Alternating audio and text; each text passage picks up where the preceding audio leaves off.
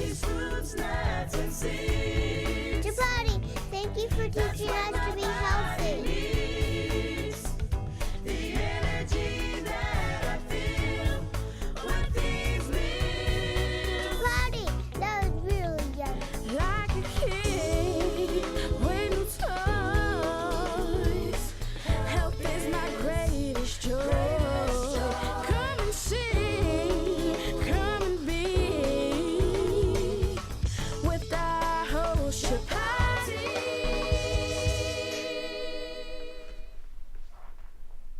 Hello and welcome back to Food with Life. I am your host Chapati, and we are very, very blessed to have a very special doctor with us. He is a certified cardiologist with the American Board of Cardiology, and he has a very excellent practice in California. And we want to introduce our wonderful Dr. Stephen Grayback. Thank you. Very nice to have you here. It's wonderful. My pleasure to be here. Thank you, Chapati.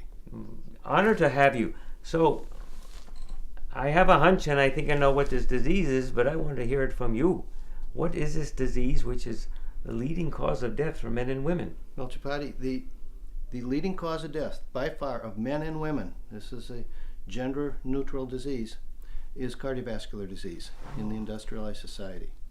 You can lump all other modes of death together, and it does not equal the number of people that are lost every year to cardiovascular disease, not just in this country, but in all the other industrialized countries. It's a true epidemic, a true scourge for the society. Do they have any numbers of people they think are passing each year, or? Well, I can give you something that probably puts it into even better perspective than just numbers, because this is a global society we live in, and we have to be concerned about all of us.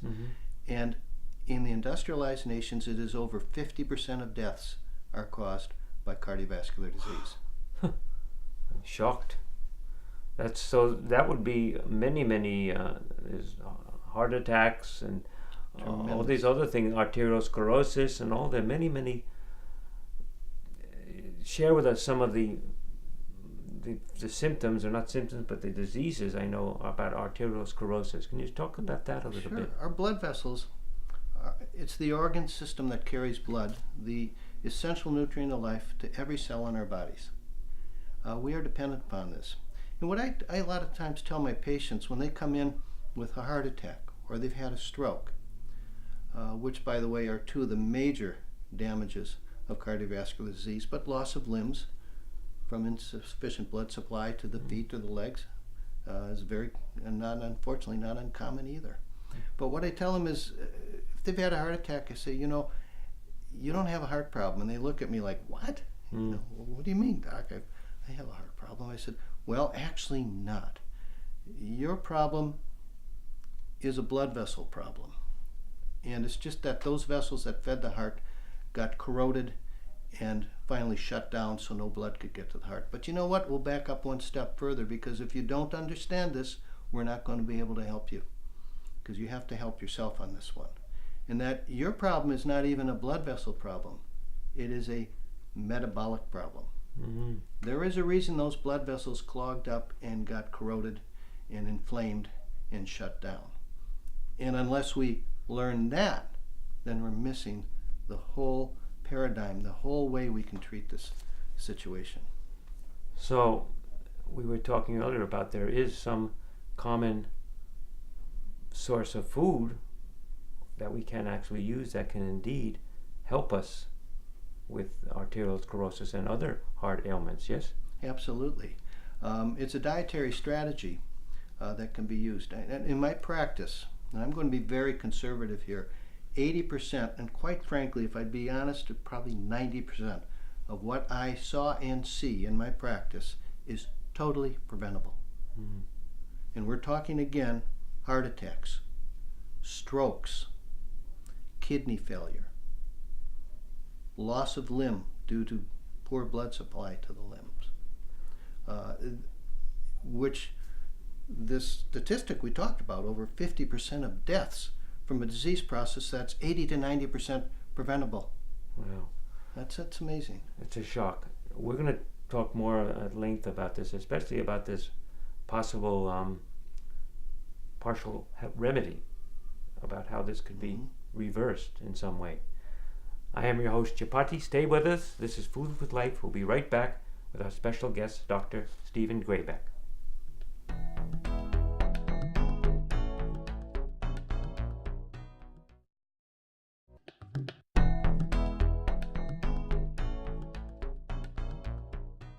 Hello and welcome back to Food with Life.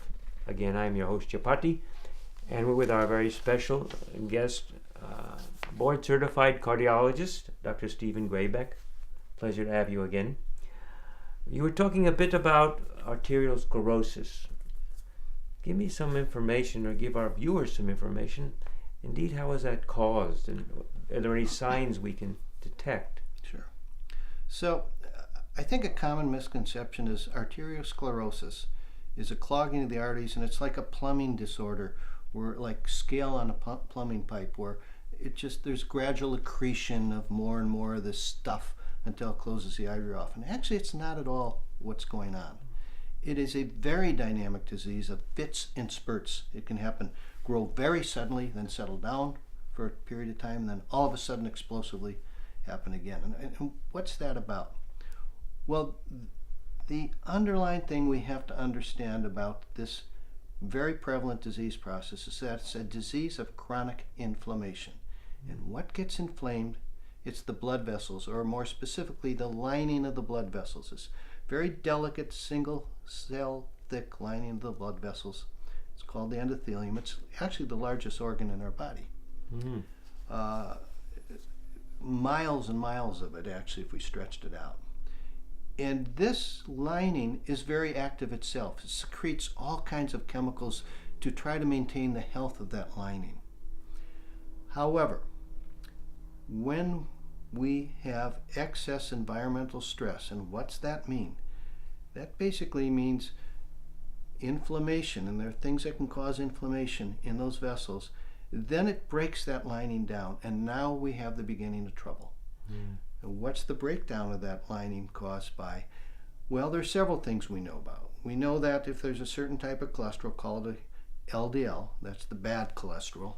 Low density lipoprotein is what it stands for, but LDL is the bad. I always say L, lousy, that's your lousy. Because there's another type of cholesterol, the HDL, high density lipoprotein, and that's the good cholesterol. I say just remember H, happy, L, lousy. The LDL is the bad actor. That LDL can jam itself into the lining of the blood vessel, cause a tremendous amount of inflammation in the area, and then you've got a buildup of scar tissue and unstable tissue, and little clots can form on that. It's like little fractures on the inside of the blood vessel. And when those clots form, usually you don't even know they're happening, because they form and then they get part of the vessel wall, but that's where the lumpy, bumpy stuff starts to form. So once it forms, then there's some special way to get rid of it, or to help get rid of it, some remedy? The two major strategies. The one that makes the most sense is totally to prevent it, because this is preventable for having that. And we need the knowledge to know why it forms, try to prevent it. And number two, if it has already happened, we can retard or stop the disease in its tracks. And there are wonderful strategies to do that. The LDL, which I talked about, we do not want too high. We know if someone genetically has an LDL that's real high, they're at increased risk of cardiovascular disease. There are certainly medications that we can use, and everyone's heard about statins. No, we want to stay with the food. If there's any food source of something people can enjoy, which indeed could have an impact. I couldn't agree with you more. Right. I couldn't agree with you more. That's why I said 80% to 90% is preventable, and there are dietary strategies that would help that. I mean, to me, using these medications is when the horse has gotten out of the barn already. And we just don't have time, because things are so in disarray inside of our blood vessels that it's just too dangerous. We have to use something, but why go there? Right, yeah, there's too much I've read on medications that have symptoms that are not good, bad effects. They have good effects, but they also have some... They have bad. There's no free lunch on anything. Right. And yes, it's not that these medicines are bad, but they're not helpful if they're used in the wrong places. And sadly, as I said, if we really thought about what we're putting into our mouth and think of that as medication. Right.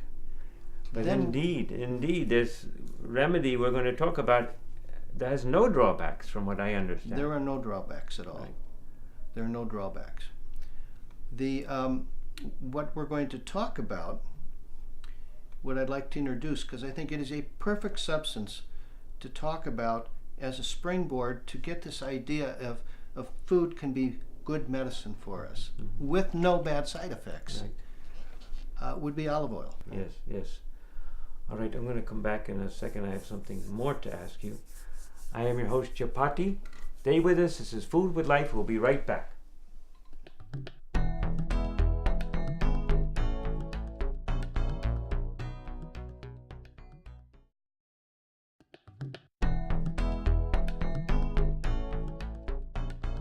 Hello and welcome back to Food with Life.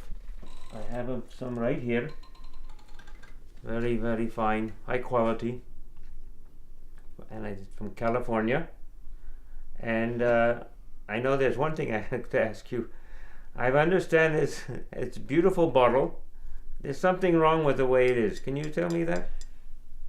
Yes, what's wrong with it is there's a lot of light getting through to that oil. Oh, And light, heat, and oxygen all degrade in oil. They'll so all we degrade should the keep oil. any olive oil in a dark container. Dark bottle, dark container, in a cool, dark place. And sealed. Sealed, just like you would a good wine that you don't want to go Right, bad. right, you know. right. What about using this in a very common cooking? How do we, can we use olive oil for frying? You can use olive oil for sauteing. The smoke point of olive oil is about 405 degrees, give or take some depending upon the oil. General sauteing temperature is about 360. So for most applications, olive oil is well within the range. You do not have to take it to the smoke point. And also, when you do heat olive oil, a common question is, does this degrade the oil? Right, right. And there is some loss of some of the good things that I hope we get a chance to talk about, the specifics in olive oil, the chemicals that are in there that are so beneficial for us. But only about 15, that's 15%, Right. get lost. You still retain 85% Right. of those chemicals. And also, you don't change the oil itself, which is very healthy. It's what we call a monosaccharide oil, which cardiologists love monosaccharide oils. Right. It decreases our LDL, that bad cholesterol, and helps increase the HDL. So you get a dual great effect from that oil. And the heating only takes away maybe about 15%. So although it takes a little away, you still have a lot of benefit. I understand that the smoke point is much higher than other products that people use for cooking, like butter or corn, and that allows the olive oil to maintain the dignity of it and does not allow the body to form any toxins from the other one, like the other ones which may be past the smoking point. Exactly. So, and a lot of people have the impression that it's got a very low smoke point. And it's got a medium-high smoke point. It's not the highest of all oils, but it's solidly up there that you could use that in everyday sauteing. Our household, for years, we've never used anything but olive oil. And around the Mediterranean basin, that's the oil they use. It's a good thing to use and start regularly. Can be used in baking as well. Right. It's a wonderful baking, a Right. substitute for butter. What is it particular about the olive oil which actually, I think it makes it a miracle oil? I know there's something called polyphenol. I know it's a very foreign word for many people. But tell me a bit about polyphenols and the great effect they have on Absolutely. physiology. Well, polyphenols are the olive oil family's chemicals of choice to fight stress, and a particular type of stress called oxidative stress. And oxidation is a situation that can cause a lot of inflammation when it happens. We talked about inflammation of our blood vessels being so injurious. These polyphenols make up about 3% of an olive oil. And they're the plant's response to protect it from that oxidation problem. And luckily for us, when we consume olive oil, we can absorb these polyphenols, and they do the exact same good battle for us they do for the plants. They fight that inflammation and calm it down inside of our blood vessels, thereby preventing the very formation of all this atherosclerotic process that we have discussed. So it's indeed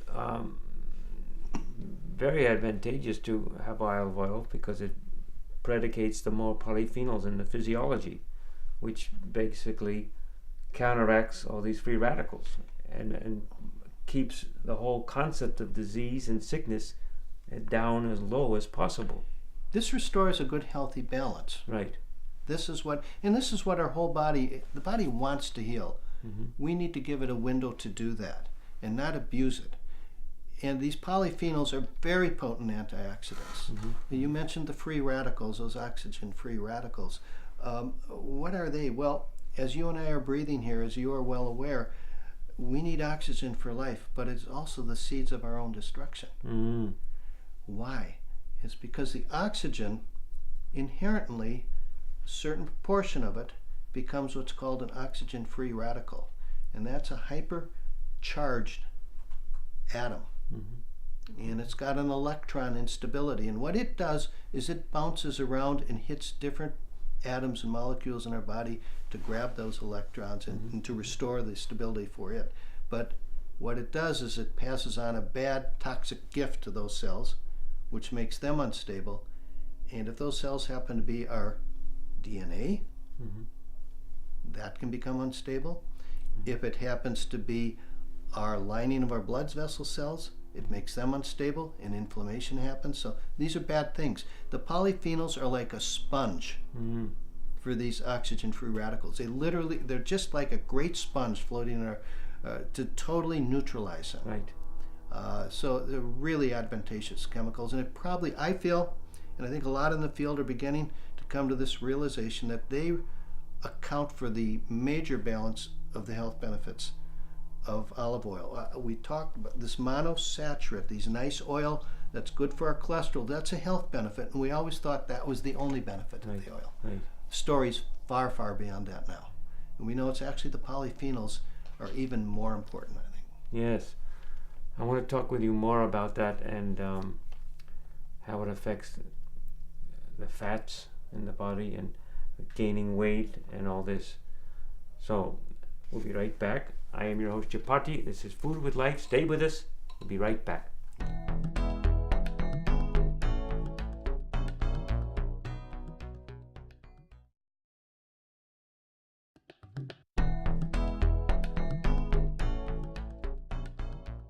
Welcome back to Food with Life. I am your host, Chapati, with our special guest, board-certified cardiologist, Dr. Stephen Grayback. We were talking a little bit about, we touched on obesity, very major issue. I know I was reading 50% of people in the Western world, at least in America, are obese or overweight. And it's quite shocking, and then many more are very obese, and I'm stricken by it. And I know there's this thing called the SAD, which some people told me about, which is Sad American Diet. So tell us a bit about obesity and what we can do, how possibly olive oil may be able to help us. Well, that's an interesting area. Yeah, you're absolutely right. Obesity is a huge epidemic, not only in our country, but sadly in every other industrialized country. We're talking about China has a huge obesity problem now that's rampant, growing quickly. So any place we have access to too many of the wrong calories and too little of the way to get rid of those calories, such as exercise, this happens. And obesity is really, I view it as the entryway for a lot of very major disease processes. But the obesity itself, if we think of where we come from, we are hunter-gatherers. That's our physiology. And where do we do our hunting now? Not running around after things or gathering things. We do our hunting and gathering sitting at a computer at a desk at work. And to even get to the place where the game is, the game being the computer, we have to get in our cars and sit in traffic to drive there. But wait, there's more. It's even worse than that, because we're not expending any calories at all, Right. but we are taking immense amounts of super dense calories in of things that our bodies were never, ever designed to accommodate. Our bodies were designed to accommodate a very high fiber, primarily plant-based diet over the eons. And in an eye blink of time in our development as a species, we have gone from into a farming society and then an industrial society. An eye blink. Nowhere near enough time for our bodies to adjust to this change. Our bodies don't know that's happened. It still thinks we're out there hunting and gathering. Right. And so we are eating things like the big gulp, fast foods, Yeah. high fructose corn syrup Yeah. things, High sugar. processed foods, simple carbohydrates. What are those? Those are things that melt in your mouth. Right. Okay, and lots of it. So we're getting calories. They're toxic to us, and we are storing them left and right. Right. I've gone to a couple food stores, major ones that people consider health stores, and I looked at several of their products. Top 1 and 2 ingredients: sugar and salt. Right. Within the top 2 or 3, on almost, I'd say probably 30 to 40% Absolutely. of products I've looked at. Yeah, It's striking because these are predicated as health products. it is hard to find a healthy food in those stores as it is to go and find something not made in China nowadays. Right. You know, it's too bad. So we're eating exactly the opposite of what our physiology is built to handle, Right. and we're also moving around exactly the opposite of our physiology. So what I say is we have a physiologic environmental mismatch of major proportions, and it's resulted in a scourge epidemic of obesity, which has been the gateway for other diseases such as diabetes and high blood pressure Right. and heart disease. Yeah, I'm thinking, I know when people are overweight, I'm sure their blood pressure has an effect. Absolutely, a linear effect. I cannot tell you how many patients of mine, if they've successfully lost weight and they've been on 3-4 blood pressure medicines, a year later, they're off of them. We see this in bariatric or weight reduction surgery, a pretty dramatic step to lose weight, but there's a lot of literature written about the immense response to weight loss where diabetes goes away, blood pressure problems go away. So yeah, there's a very close relationship. I can't say anything more, but thank you. What you've given us is wisdom and brilliant knowledge. I want to thank you very much. My honor to have you here on Food It's with been Life. my pleasure, and thank you so much. And we'll be in touch sooner or later with olive oil. All righty, thank you. This is Food with Life with our wonderful guest, Dr. Stephen Grayback, who's given us a world of information about olive oil. Stay well, and eat the proper and the best olive oil, and it'll help you very much. I am your host, Chapati. This is Food with Life. We'll see you very soon. Bye-bye.